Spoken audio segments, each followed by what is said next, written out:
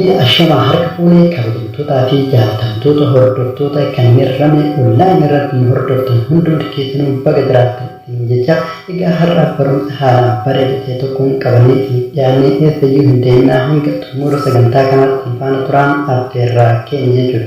Egaa osoo gara barumsaatti hin dabriin duratti viidiyoon kun yoo isinitti tole share like comment gochuun hin irraanfatinaa isin jecha akkasumas warroonni ramee online haaraa taatan subscribe gochuun akka maatii taatan kabajaaf jaalalaan hin gaafanna.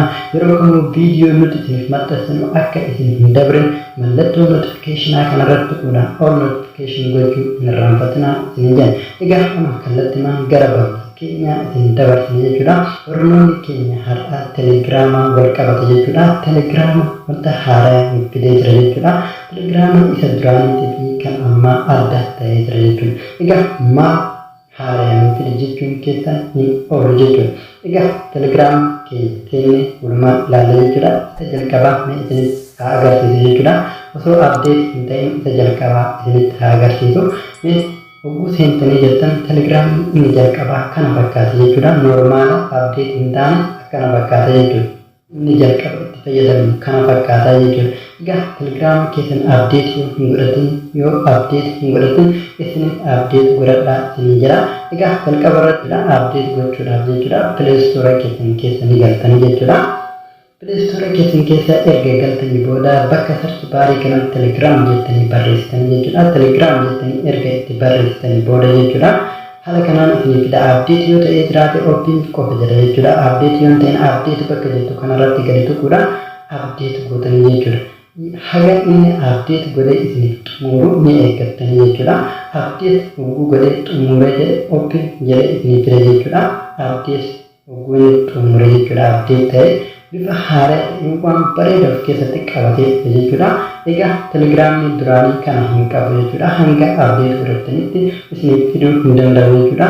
Update hogguu gootanii kaatan isiniif fiduu danda'a jechuudha. Egaa jalqaba irratti wanti isin gochuu qabdan update gootanii hogguu xumurtan wanta update ta'e kana argachuu dandeessanii jechuudha. Egaa haala kanaan update ta'ee xumuree booda open kan jedhu erga isiniif fidee booda telegiraama keessanitti ni deebitu jechuudha. Telegiraama keessanitti hogguu deebitanii jettan haala kanaan ni fida jechuudha. Telegiraama keessan keessa hogguu seentan jechuudha. Gubbaa irratti jechuudha sarara dalgee sadiin kanarratti na tuqtanii jechuudha.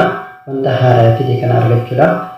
Isa sarara dalgee gubbaa kanarra sadiin kana ni tuqtanii hogguu tuqtanii jettan haala kanaan kunoo isinii fidee jira jechuudha. Dark moodii isinii fidee jira jechuudha. Amma fakkeenyaaf jechuudha bifti kun adiidhaa gara gurraachatti jijjiiree bifa bareedaan fayyadamuu dandeettan jechuudha.